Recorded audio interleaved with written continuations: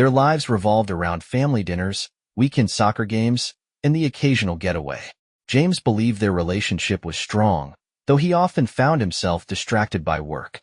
Sarah, meanwhile, seemed content managing their home and children's activities.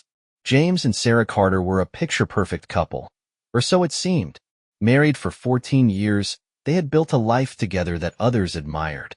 James was a hard-working architect who had spent years climbing the ranks at a prestigious firm. Sarah worked part-time as a teacher, balancing her career with raising their 2 children. But beneath the surface of their idyllic life, something was amiss. Subtle changes. James began noticing small changes in Sarah's behavior. She started dressing up more often, even for routine errands, and she seemed to guard her phone like a secret treasure. Her mood shifted unpredictably. Some days she was affectionate and cheerful, while others she was distant and irritable. "Everything okay?" James asked one evening as they sat in the living room. "Of course," Sarah replied, smiling. "Why do you ask?" "You've just seemed different lately," James said. Sarah laughed lightly, brushing it off. "Work's been a little stressful, that's all."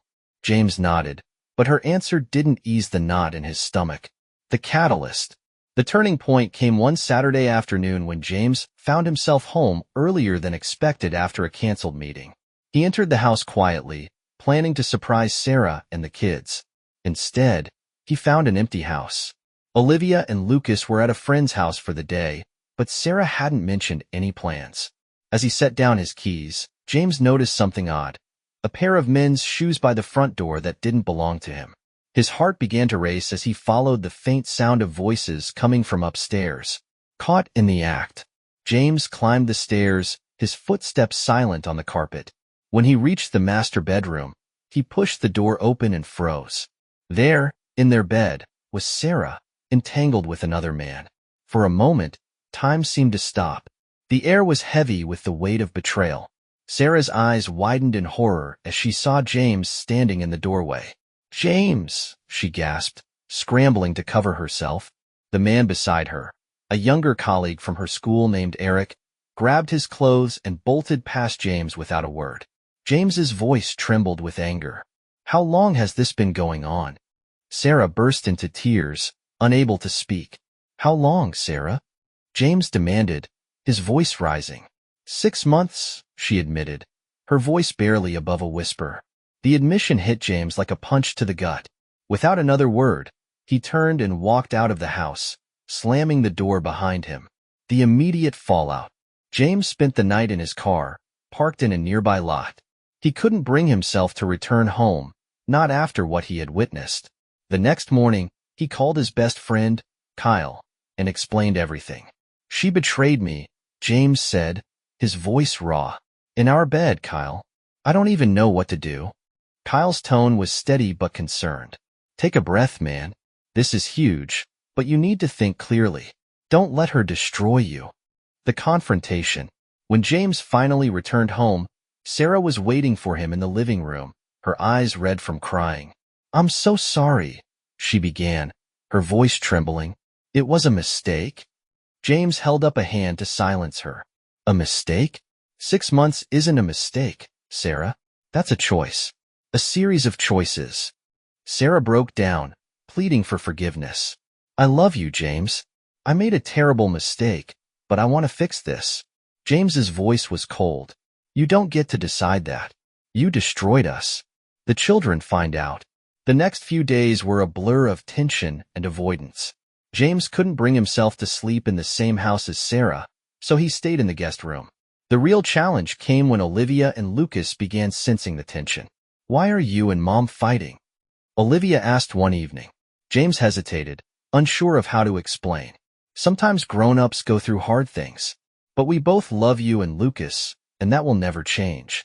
Sarah, overhearing the conversation, looked away, guilt etched on her face.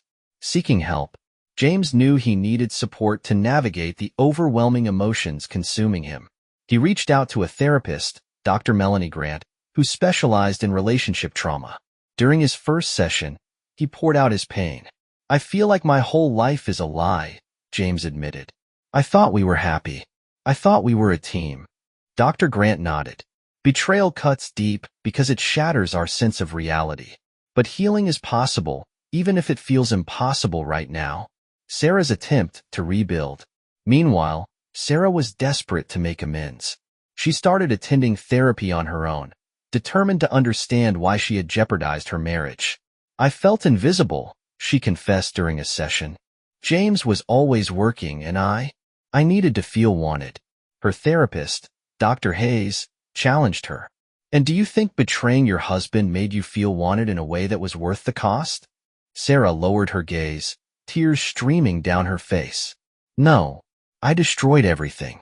I don't know how to fix it. The social unraveling. James's pain extended beyond the walls of their home. Word of Sarah's infidelity began to spread among their social circle.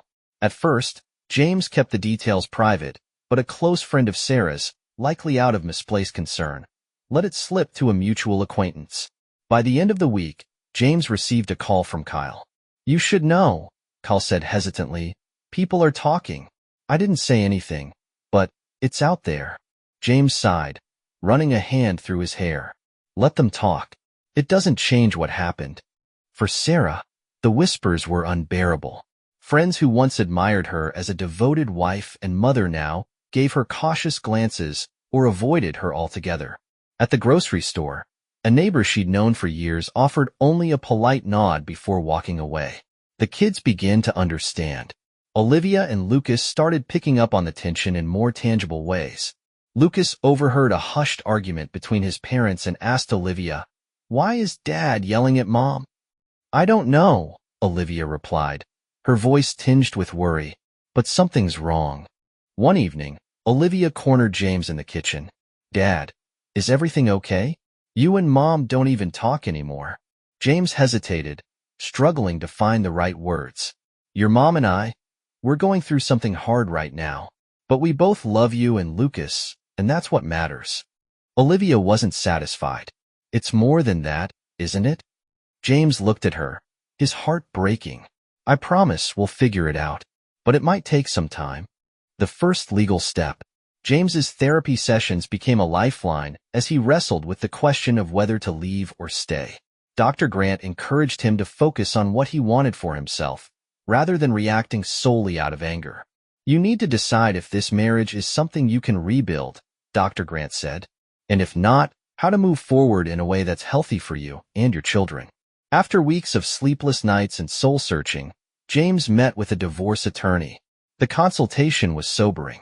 Infidelity is grounds for divorce, but it's more about what you want long-term, the attorney explained.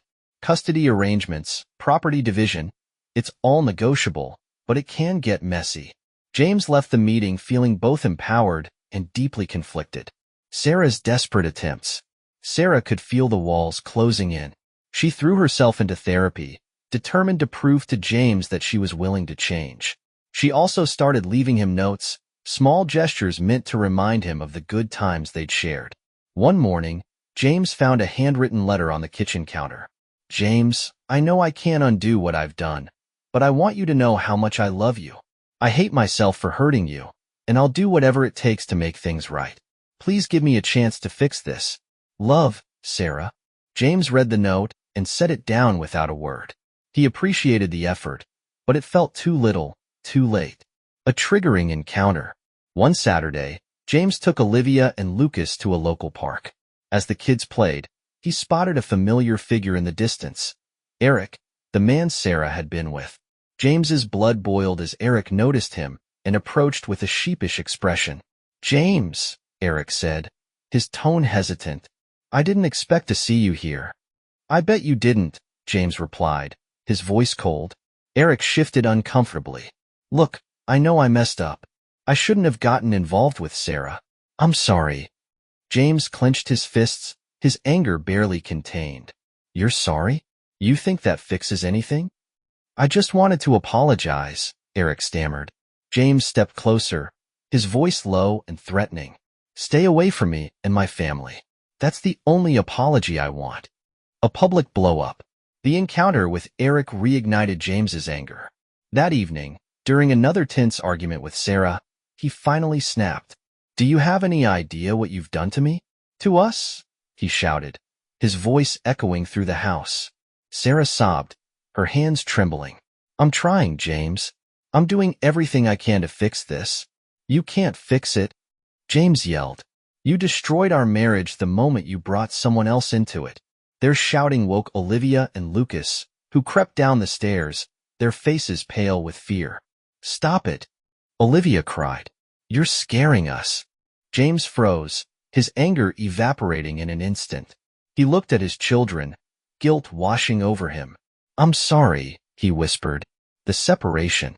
The next morning, James made a decision. I'm moving out, he told Sarah, his voice calm but firm. Sarah's eyes filled with tears. James, please, don't do this. This isn't about punishing you, James said. It's about giving us all space to breathe. The kids need stability, and right now, I can't give them that here. James rented a small apartment nearby, ensuring he could still see Olivia and Lucas regularly. The separation was painful, but it brought a sense of clarity. Friends take sides. As the separation became public knowledge, friends and family began choosing sides. Some rallied around James, offering support and encouragement. Others defended Sarah, arguing that her mistake shouldn't define her. James's sister, Megan, was one of his fiercest advocates.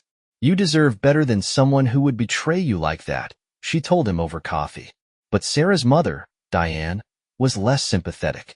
James, everyone makes mistakes, she said during a tense phone call. Don't throw away everything you've built together over one lapse in judgment. It wasn't just one lapse, James replied. It was a pattern of lies. A glimmer of hope. Months into the separation, James began finding small moments of peace. He threw himself into work, took up running as a way to clear his mind, and cherished his time with Olivia and Lucas. During one visit, Olivia hugged him tightly. I miss having you at home, Dad, she said. I miss being there too, James replied. But this is what's best for now. For the first time, he felt like he was moving forward, not fully healed, but no longer stuck in the pain of the past. The unraveling continues. Months after James moved out, the separation began taking a toll on Sarah in ways she hadn't anticipated. With James no longer in the house, she bore the full weight of the children's questions, the judgment of friends, and her own guilt. One evening, Olivia approached her as she prepared dinner. Mom, why did Dad leave?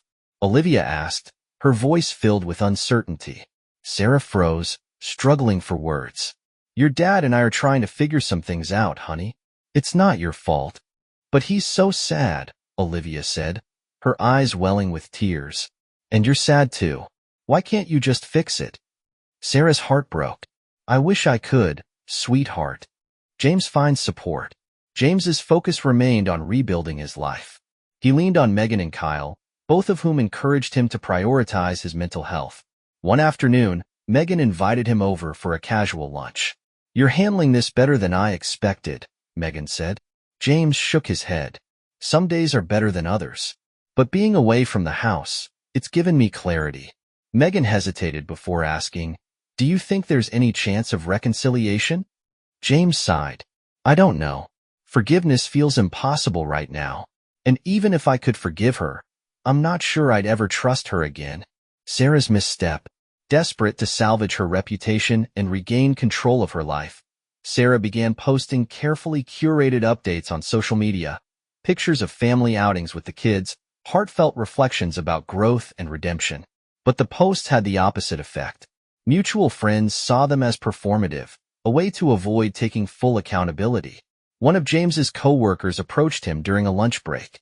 Saw your wife's latest post, the man said, showing James a photo of Sarah with Olivia and Lucas, captioned, no matter how hard life gets, love will guide us through.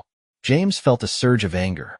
It felt like Sarah was trying to rewrite the narrative, portraying herself as the victim. An unwelcome reunion. While picking up groceries one afternoon, James ran into Eric. This time, Eric didn't try to make amends. Instead, he smirked as James passed him in the aisle. How's it going, James? Eric asked casually. James stopped, his jaw tightening. I have nothing to say to you. Eric chuckled. Still holding on to all that anger? Must be exhausting. James stepped closer, his voice low and dangerous.